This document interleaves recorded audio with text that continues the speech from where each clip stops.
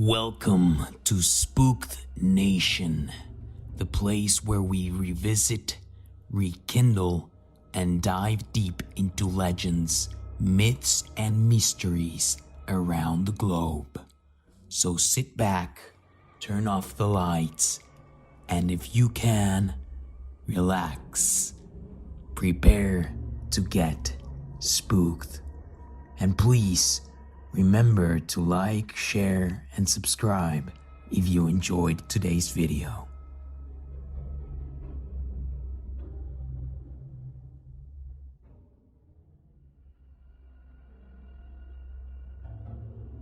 You can hear her.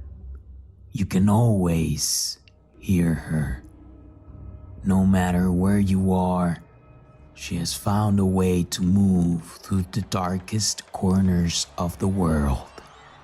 In the coast, she appears from the mangroves. In the city, from the darkest alleys. In the woods, from the nearest river. Where she will emerge is a mystery, but one thing is for certain. She is looking. Delusional and lost for months, years, and centuries, she has searched. She announces her presence with her piercing cry and devastating voice. Ay, mis hijos. Oh, my children. ¿Dónde están mis hijos? Where are my children? She screams and screams amidst the darkness, but she is always visible. Her white gown, dirty from ages of obfuscation, reflect the moonlight, and as she gets closer and closer, begging you to tell her where her children are, she reveals her pale cheeks with decaying makeup from all the endless tears. Her presence extends all throughout Latin America, serving as the invocation of the deepest fear all parents have, to lose their children. Her story has been mostly a tale of oral tradition. It is hard to know what was the first witnessing of her crying, but the earliest account comes from a pre-colonized Tenochtitlan, now Mexico City, home to the great city of the Aztec Empire, where, before the Spanish arrived, it was said that there were many Tetzahuitl occurrences. A Tetzahuitl is a term used by the Mexicas, or Aztecs, to refer to something portentous, somber, frightening, and dark, often an omen of what is to come. According to Bernardino de Sahagún, a compiler and friar of the history of New Spain, there were 7 Tetzahuitls, the 6th being the most frightening. The appearance of the goddess Cihuacoatl, the serpent mother of gods, who aided mothers that died while giving birth. From then on, many accounts speak of a woman driven by grief, hunting the streets at night.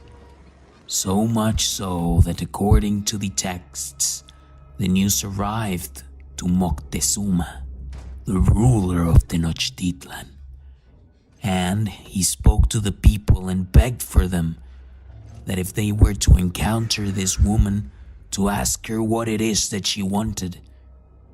Unfortunately, they were never able to help her.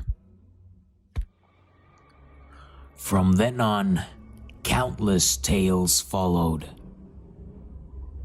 Some say that the true story is situated not too long after the colonization of Tenochtitlan, when an indigenous woman with beauty beyond belief met a Spanish conquistador.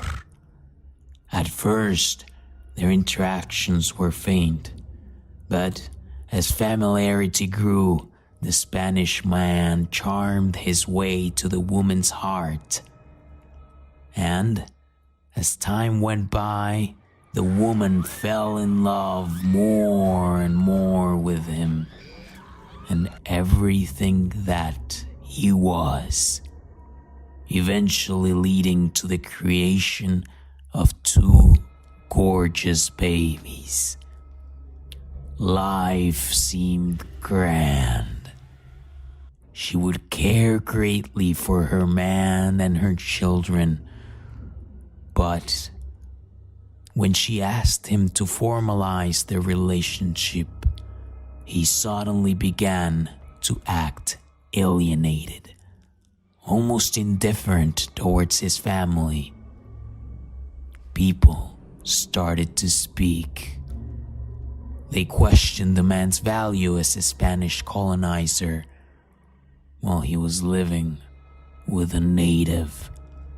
He eventually left her for a Spanish woman of prestigious family descent.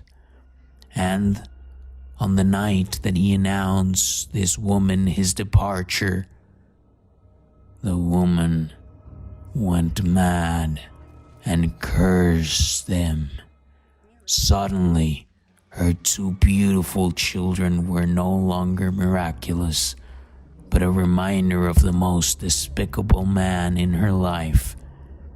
And so, not being able to bear the pain of caring for the children of this sinful man, she took it upon herself to carry the 2 children and take them to the nearest river, where she strangled them and shoved their faces down the water, drowning them, watching as the life of her own creations left their bodies, traveling through the grimy waters.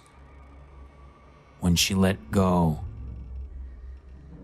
all the anger she had left too, and a few minutes later realization struck, and so did the guilt.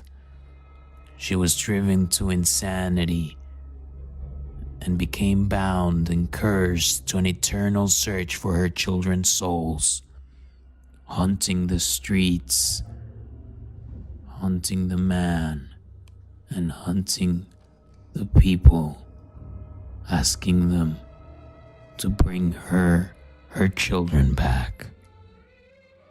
These tales of La Llorona do not pose a threat to certain groups in particular, whereas in Venezuela, La Llorona takes vengeance to fuel her terror and does target particular beings. Here, she's better known as La Sayona. It is believed that she was again a beautiful woman with long black hair that fell through her long back and eloquent attire. She married a decent man. He was known for his generosity and great virtues.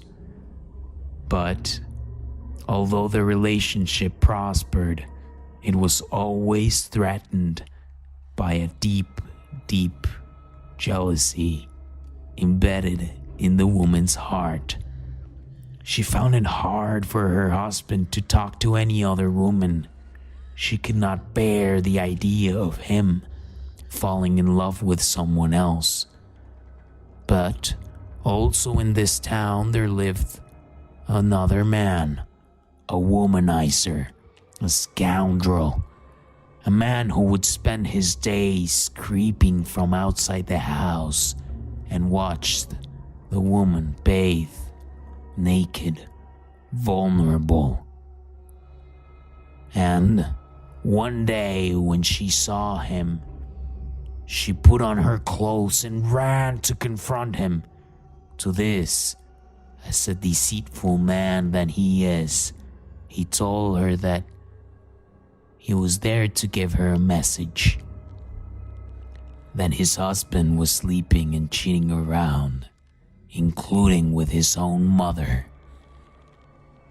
Driven by an unfeasible jealousy, she did not question the man's accusations and felt the need to impose her anger and disappointment towards the people she loved. She burned the house down. Inside were her husband and son. Certain that they had become ashes with the house, she ran to her mother's and stabbed her multiple times. Her mother's last words condemned her to be a Llorona for the rest of time. With her actions, she took her own life and appears to hunt those that think of cheating on their partners. La Llorona has spanned time and distance, but she certainly has spooked the life out of many. Some say that if you were to confront her and she managed to stare at you in the eyes directly, you would be lost, like her, for a whole eternity. So beware when exploring the world at night or staying awake through the night. Beware of the cries and screams of a woman in search for her children.